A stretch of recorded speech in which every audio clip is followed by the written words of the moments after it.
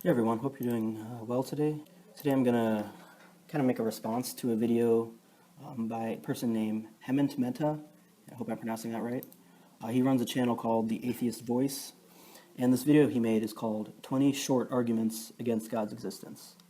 I just want to say, first of all, that I find Hemant to be actually a very respectful person, especially in comparison to some of the new atheists who are more provocative, and I really do appreciate that he comes off as pretty objective and not too emotional in his reasoning. And he's pretty charitable, it seems like. It seems like he genuinely cares about his audience, not just trying to insult them. So I do really appreciate that. With that being said, though, I do find all the points he raised in this video to be, none of them really succeeded in proving that God didn't exist. Some were worse than others, but we'll get into that. Also, I just want to say that to be upfront and say that I am Catholic, and some of my responses will be strictly from a Catholic point of view, but I'll try not to do that unless absolutely necessary. Let's go ahead and get into the first one. There's no evidence. Okay, so the first one, is a pretty common atheistic argument, is that there's no evidence for God, therefore we have no reason to believe in God. However, this does not prove that God does not exist. In fact, this is a fallacy known as the argument from ignorance, which can be summed up as saying absence of evidence is not evidence of absence, and that's exactly what he's trying to do. So at best, this argument only really provides more of a skeptical agnostic view rather than a atheistic argument against God's existence, as the title says. God doesn't stop the evil in the world. In fact, if you read the Bible, God committed plenty of it. Okay, well, kind of 2 points in one here. I'll try and do them both separately. So first he says, God doesn't stop the evil in the world. Although this is partially true, there is evil in the world that God does not stop, that he could. I think we could all agree on that. However, there's no way for Hemant to know that there's not any evil God stopped. For all we know, there's a lot of evil God stopped. I mean, who knows, maybe there was a World War III coming that God stopped. And there's plenty of, if you look at the lives of some of the Christian saints, like St. Augustine, for example, he had, a pretty interesting lifestyle that one could say was not healthy and was not morally acceptable. However, once he turned to God, he put that aside. And I think that's considered an example of God stopping evil in the world. But again, you really can't prove this point, because if God did stop the evil, then obviously we didn't experience it. And the second part, he says, in fact, if you read the Bible, God commits plenty of evil. This is interesting, though, because the title of this video is 20 Short Arguments Against God's Existence. So I don't know why he's deviated now into specifically Christianity, which a lot of atheists will say that they don't, I criticize all religions equally, but you see here, even later on in this video, he keeps bringing up Christianity for whatever reason. Probably just because that's the main religion in America. I don't know. But I just find it interesting that he's delving into the Bible when all that does would just disprove that the Bible is wrong or the Bible isn't the Word of God. That wouldn't disprove God exists. So I find that not to really succeed as an argument against God. It's, at best, an argument against the Bible. Drowning just about everything alive? Not a sign of love. Okay, so this gets a little more specific, still about the Bible for whatever reason, but whatever. So he says that drowning everyone alive is not a sign of love. And I assume he is referring to Noah's Ark. But again, you're specifically targeting something in the Bible.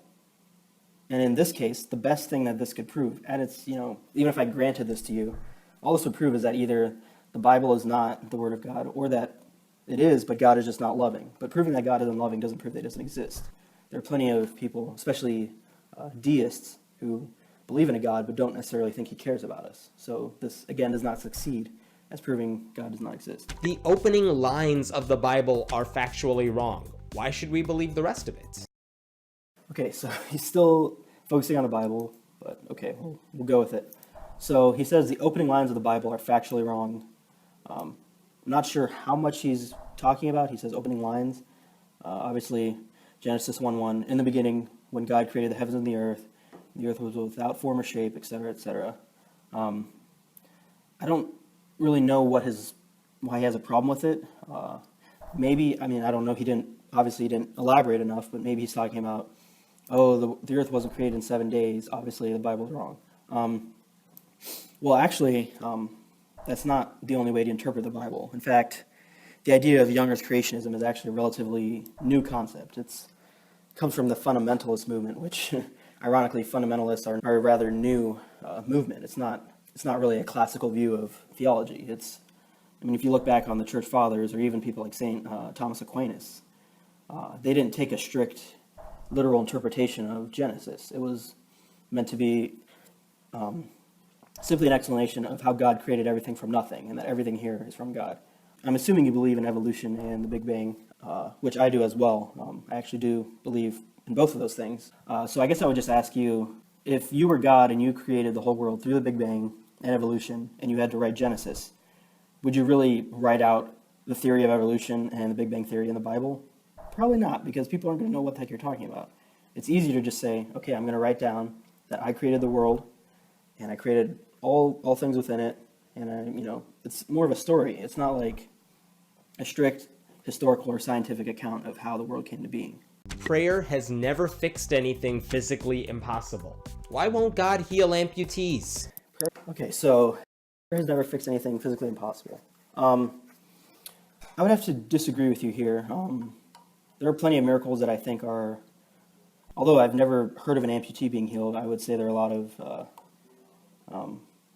of cases of miracles. Eucharistic miracles, obviously. There's a lot of miracles that saints needed in order to be canonized, and trust me, they don't just take any old miracle that comes in and say, oh, okay, now he's a saint. It takes a long time, so it's not just any old miracle.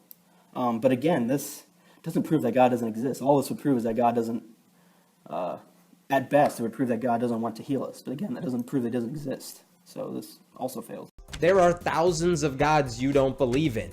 What makes yours any different? Okay, so this is also a pretty common atheistic argument, is that there's so many religions, so many gods, why is yours the correct one?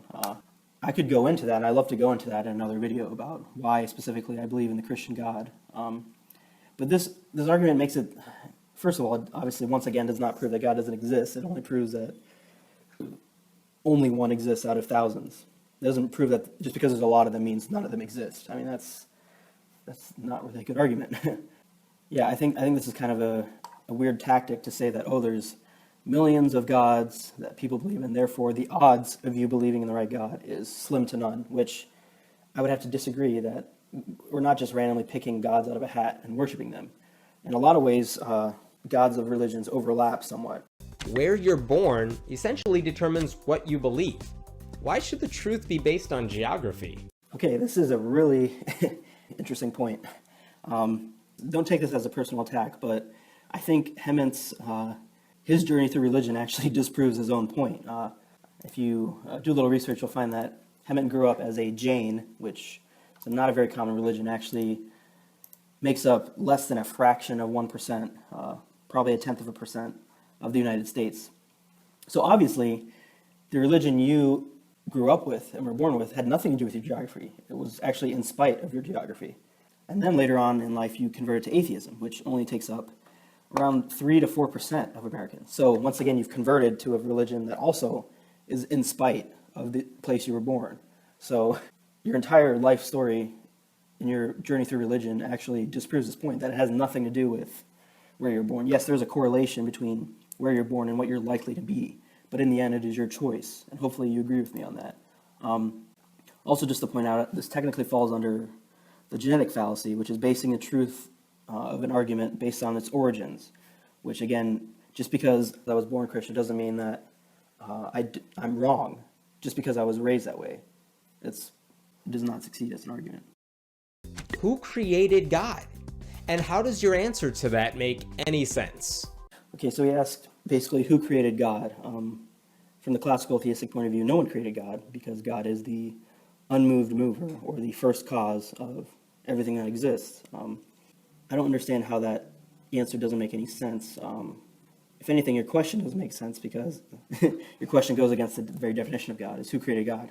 If I had said, oh, this other thing created God, then that would be God. And it goes on and on. And obviously it cannot go on forever, because that would be an infinite regress, and that would be logically impossible. So it makes sense that there's one thing that has always existed and is the cause of everything. I assume you believe that the universe is the thing that's always existed, although there's not really much evidence to prove that. In fact, there's more evidence that the universe did have a beginning at some point in time, at the beginning of time, actually. Pediatric cancer. Okay, well, this one is not an argument. In fact, it's not even a complete grammatical sentence. It just comes off really lazy, actually. I'm going to assume he's trying to say because there are children with cancer, therefore God does not exist, and that simply just does not follow. Again, at best, this would just prove that God is not loving or that he doesn't want to heal these kids at this point, which, again, does not prove that he doesn't exist, not even close. Unconditional love shouldn't come with a list of conditions. Okay, yes, I agree. That's in the definition of unconditional love. As far as I know, there's no one that God does not love unconditionally, even when we choose to go against him. I don't know why he's saying that God does not love you if you do not do so-and-so. That's just not true. Although I'll assume he's probably talking about, oh, you have to do these things if you want to get to heaven, and then I'll love you. But that's not really true. God will love you whether you do that or not. I think the way you're defining love is a little bit faulty, though, because you're trying to say, if God doesn't let me into heaven, that means he doesn't love me. And that's just not true. I mean, the definition of love is not giving someone what they want. But I would wonder what your answer is as far as, like, do you think unconditional love means everyone gets to heaven no matter what? Because to me, that doesn't sound just. And God is both all-loving and all-just. So I don't see really how this proves that God does not exist. Every single supposed miracle gets debunked eventually. Okay, this kind of goes back to the earlier argument about the amputee he made. He says that every miracle gets debunked eventually. I'd have to disagree with that again. Like I said, there are plenty of miracles, mostly attributed to the Catholic Church, that have not been debunked. In fact, the fact that they didn't get debunked is why they've been officially classified as miracles. Look at like the Eucharistic miracles in Lanciano, or the miracles that helped JP2 get canonized. I mean, these are phenomena that cannot be explained by anything scientific. But I like how he says every miracle gets debunked eventually, which is kind of a lazy argument in my opinion. While there are definitely claims to miracles that get debunked, I don't think it's fair to say they will all get debunked eventually, because you don't know that. It's funny because you said earlier, why doesn't God heal amputees? As if that would be a sign of God existing. But I'm sure if someone did get healed as an amputee, he would just say, oh, science will figure that out eventually. And that's just lazy. You're setting up an argument that you can't lose, and that's not intellectually honest. Somehow, the Ten Commandments left off, don't rape people, and slavery's not okay. Okay, once again, he's gone back to the Bible, which is very interesting. Well, I would argue that that's implicit. The fifth commandment, thou shalt not kill. I mean, that also, in a broader sense, means do not cause harm to another neighbor. Although I'm sure he's going to say, oh, there's slavery in the Bible. But, there's nothing in the Bible that says you ought to do this. And also, let me just point out that the Ten Commandments is not meant to be a comprehensive list of everything you should not do, and everything else is fair game if it's not explicitly mentioned. That's simply not true. The movies and music that honor God are just awful. Okay, this is an interesting point. I do agree there are a lot of terrible Christian movies. Some pretty bad Christian music out there, although some of it I do like, and that's just personal opinion. But this is not an argument against God's existence. Not even close. This might be the worst one on the list, actually. He's simply saying, the movies that honor God suck, therefore God does not exist. How is that even an argument? That's not an argument. The invisible and the non-existent look very much alike. Correct. Yes, something that's invisible, by definition, looks like it does not exist. So obviously they're going to look the same. But I'm failing to see how this is really an argument in your favor. I mean, there are plenty of things we can't see. I can't see love under a microscope or morality under a microscope. Does that mean it's non-existent because it's invisible? Well, no. No hide-and-seek game lasts this long. Okay, I see how you've set up God as sort of a hide-and-seek game, which is interesting. I would disagree. I mean, in some sense, I would agree that, yes, you do have to find God. You do have to seek him out. But to say that he's playing a hide-and-seek game that isn't over yet is a little bit dishonest, because plenty of people have found God, and plenty of people have, an encounter with God, and they share this with other people.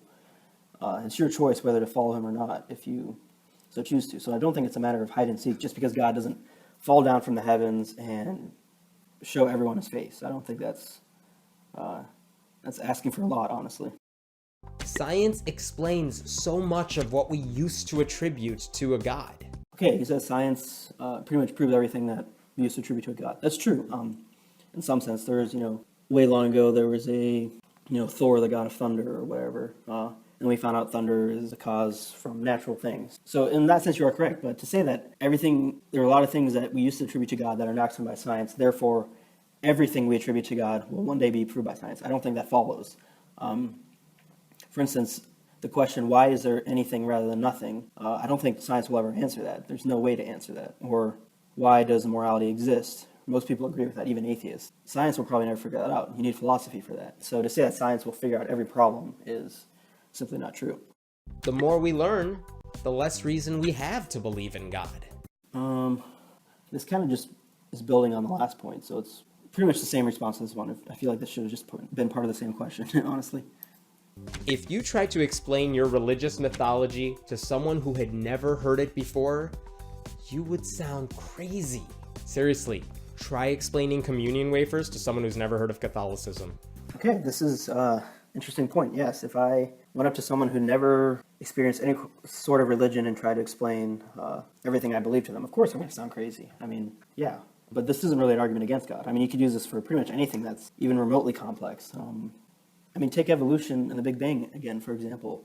If you try to explain that to someone who never heard of science or never knew anything about science, you would sound crazy. You try to tell them that, at the beginning of the universe exploded and expanded into being, and then the Earth, creatures started evolving over time, you would sound absolutely crazy. But that wouldn't prove that it's wrong. Obviously, you and I can both agree that that would not prove it's incorrect. You brought up communion, or the Eucharist, which is one of the most profound elements of the Catholic faith. So obviously, saying that to someone who's never heard Catholicism, of course they're going to think that's crazy. Trying to explain quantum physics to someone who never took high school physics, they're going to think you're crazy too. That's not an argument against it. If God didn't exist, the world would look exactly the same way it does now. So this one commits the fallacy of begging the question or circular reasoning, and that's because he's taking his conclusion and he's hiding it in one of his premises. So his conclusion, which is that God does not exist, he is hiding that in the premise, saying God doesn't exist and the world looks the way it does now. Therefore, if God did exist or didn't exist, it would look the same. And that's simply not true, because you could not know that for a fact. If God existed, he would smite me right now. I'm good. Actually, no, he would not, because he does not have to listen to you. Sorry to break that to you. I don't see how this is remotely even close to an argument that God does not exist. I mean, are you telling me in order to prove God exists, everyone would have to get smited every time they ask for it? I have no idea how this even comes close to being an argument against God's existence. So yeah, in conclusion, all those arguments really did fall short of proving God does not exist. Some of them were really bad. Some of them were genuinely good questions that I think he raised, but in the end, none of them proved that God does not exist. At best, it would prove maybe a skeptical view towards religion or more of an agnostic position, but really exists. So thanks for watching, guys. If you have any comments or criticism, if I said anything wrong, please correct me, because I don't want to be saying things that are wrong. Hope to see you on my next video.